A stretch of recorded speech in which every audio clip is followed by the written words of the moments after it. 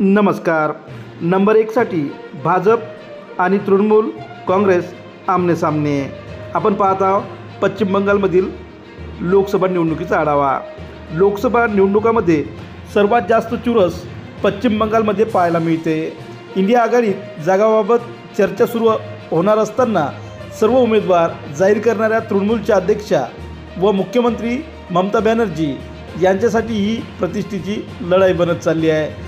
तर दुसरीकडे पश्चिम बंगालमध्ये क्रमांक 1चा पक्ष बनण्यासाठी भाजप तळागाळात प्रचारावर भर देत आहे। दुसरीकडे डाव्या पक्षाकडून अस्तित्व टिकवून ठेवण्याचा प्रयत्न देखील सुरू आहे। त्यामुळे काही जागांवर तिरंगी तर काही जागांवर बहुतांश जागांवर थेट भाजप विरुद्ध तृणमूल असा सामना आपल्याला पाहायला मिळेल। पश्चिम बंगालमध्ये लोकसभेच्या एकूण 42 जागा आहेत। तिथे मुस्लिम मतदाराची भूमिका निर्णायक ठरते।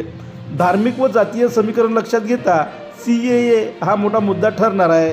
केंद्र सरकारने CAA लागू केल्यामुळे भाजपकडून या मुद्द्यावर तळागाळात प्रचार करण्यात येत आहे।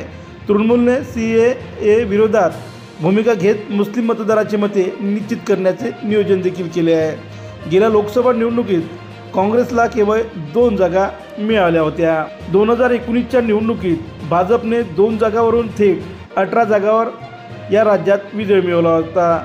तर तृणमूलची 12 जागांवर पिछेहाट झाली होती। यंदा भाजपने नंबर 1 साठी जोर लावला आहे। संदेशाखाली महिला अत्याचाराच्या मुद्द्यावरून बुद्धिजीवींमध्येही भाजपचा प्रचार सुरू आहे। भाजपने जस्टिस अभिजित गांगुली यांना उमेदवारी देत सुशिक्षित मतदारापर्यंत पोहोचण्याचा वेगळाच संदेश देखील दिला आहे।